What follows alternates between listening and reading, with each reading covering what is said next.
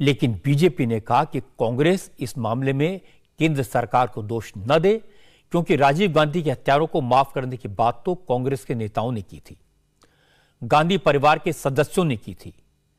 प्रियंका गांधी को राजीव गांधी की हत्या के मामले में सजा काट रही नलिनी से मिलने के लिए तमिलनाडु की वेल्लोर जेल किसने भेजा था? जहां तक कांग्रेस की बात है तो मुझे लगता है कांग्रेस में तो पहले से ही उनको रिहा कराने के लिए प्रयत्न हुए हैं, कांग्रेस के नेताओं ने किए हैं, स्वयं प्रियंका वाड्रा ने किए हैं पहले कि इनको माफ कर देना चाहिए, इसलिए कांग्रेस किस मुंह से उस पर आपत्ति करेगी। बीजेपी की बात सही है कि गांधी परिवार के सदस्यों ने राजीव गांधी के हत्यारों को माफ करने की बात कही थी। प्रियंका गांधी 19 मार्च 2008 को नलिनी से मिलने वेल्लोर जेल गई थी। इसके बाद 2009 में प्रियंका गांधी ने एनडीटीवी को एक इंटरव्यू दिया था। इस इंटरव्यू में उन्होंने राजीव गांधी के हत्यारों को दिल से माफ करने की बात डिटेल में की थी। तब प्रियंका गांधी ने क्या कहा था, ये मैं आपको दिखा देता हूं। Meeting, for me, the big learning that came from that meeting was exactly this, that I was still, though I was not angry anymore, I did not hate her, I did not, and I wanted to meet her, I was still thinking that I was somebody who could forgive her for something she had done, and then I met her and I realized, what am I talking about? Because there are no victims. No, I mean, here is a woman who's gone through as much, if not more than me. ये सारी बातें आज public domain में हैं, social media पर हैं। और सिर्फ प्रियंका ने नहीं, बल्कि राहुल गांधी ने भी इस साल लंदन में एक इंटरव्यू दिया था, जिसमें कहा था कि वो अपने पिता के हत्यारों को माफ कर चुके हैं। कैम्ब्रिज यूनिवर्सिटी में राहुल का इंटरव्यू इसी साल 25 मई का है, यानी 21 मई को राजीव गांधी की पुण्यतिथि से 4 दिन बाद का। राहुल से सवाल पूछा गया था, आप तो हिंसा के भुक्त भोग ही रहे हैं, आपकी दादी की, आपके पिता की हत्या हुई, इस पर आप क्या सोचते हैं?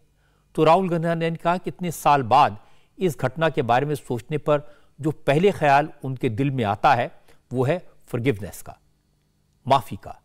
राहुल ने कहा, एक बेटे के लिए पिता की हत्या से बड़ा कोई दर्द नहीं हो सकता, लेकिन अब वो सोचते हैं इस घटना से उन्हें जिंदगी में जितने अहम सबक मिले वो सबक आम हालात में नहीं मिल सकते थे। तो राजीव गांधी के हत्यारों को लेकर प्रियंका गांधी ने क्या कहा था, राहुल गांधी क्या बोले थे, दोनों की बात मैंने आपको बता दी। क्योंकि सोनिया गांधी, राहुल और प्रियंका ने राजीव गांधी के हत्यारों को माफी देने की बात कही थी, इसलिए आज अभिषेक मनु सिंघवी से साफ साफ पूछा गया कि राजीव गांधी का परिवार माफी दे चुका है, तो फिर कांग्रेस सुप्रीम कोर्ट के आज के फैसले का विरोध क्यों कर रही है? इस पर सिंघवी ने जो जवाब दिया वो हैरान करने वाला है। अभिषेक मनु सिंघवी ने कहा कि राजीव गांधी के हत्यारों को लेकर कांग्रेस की राय सोनिया गांधी की राय से अलग है। कांग्रेस सोनिया गांधी की राय से इत्तेफाक नहीं रखती। सोनिया गांधी की राय पर्सनल थी, कांग्रेस की राय कानून के मुताबिक है, और इस मामले में कांग्रेस और मोदी सरकार के विचार एक जैसे हैं। Views are diametrically opposite to what Mrs. Gandhi, to what Rahul Gandhi and Priyanka Gandhi Vadra. When Priyanka Gandhi went to Vellore jail, against all. We understand your question. Now, you know when Mrs. Sonia Gandhi gave this personal statement, how many years ago? Do you know when the Rahul Gandhi and Priyanka Gandhi gave this statement years ago? What was our reaction from this very podium? So we are very consistent. This is an institutional matter. It's a matter where, for example, to give you an example, where my views are the same as the central government's. So this is not politics. This is not political color. Certainly, Mrs. Sonia Gandhi, above all, is entitled to her personal views.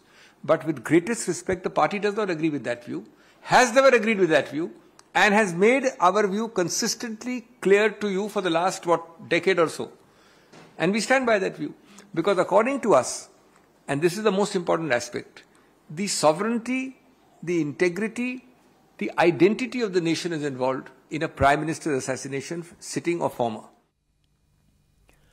आज पहली बार हमने एक अजूबा देखा जहां कांग्रेस की राय मोदी सरकार के साथ है और गांधी परिवार के खिलाफ, मोदी के साथ सोनिया के खिलाफ।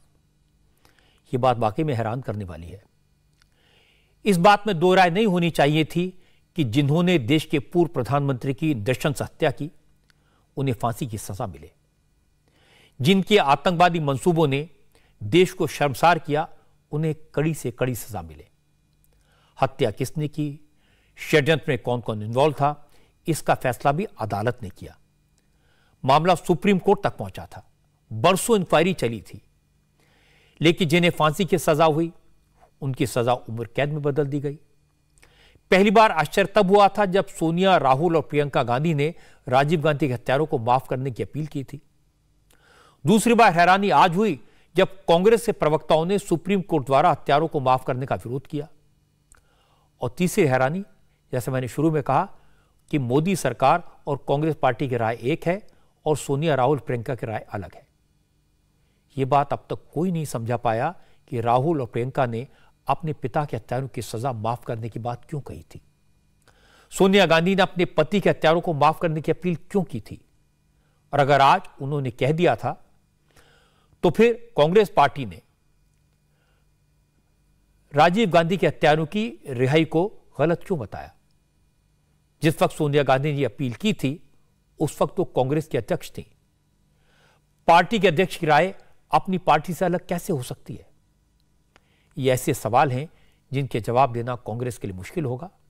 लेकिन एक बात पक्की है कि राजीव गांधी के हत्यारों को माफ किए जाने से कांग्रेस के करोड़ों कार्यकर्ताओं को दुख होगा, उनकी भावनाओं को ठेस पहुंचेगी। और सोनिया गांधी, राहुल और प्रियंका के लिए इसे एक्सप्लेन करना मुश्किल होगा। लेकिन तमिलनाडु में अब यह बड़ा सियासी इशू बनेगा, क्योंकि सबसे पहले जयललिता ने राजीव गांधी के हत्यारों की रिहाई का फैसला किया था। उस वक्त केंद्र सरकार के विरोध की वजह से यह लागू नहीं हो पाया। इसके बाद पिछले साल 2021 में एम.के. स्टालिन ने भी केंद्र से राजीव गांधी के हत्यारों की रिहाई के लिए कहा, चिट्ठी लिखकर कहा। इसलिए अब इसका क्रेडिट लेने के लिए एआईएडीएमके और डीएम के बीच कंपटीशन शुरू हो जाएगा। इंडिया टीवी हर वक्त हर जगह डाउनलोड करने के लिए सर्च करें India TV news Google play store या ऐप स्टोर पर।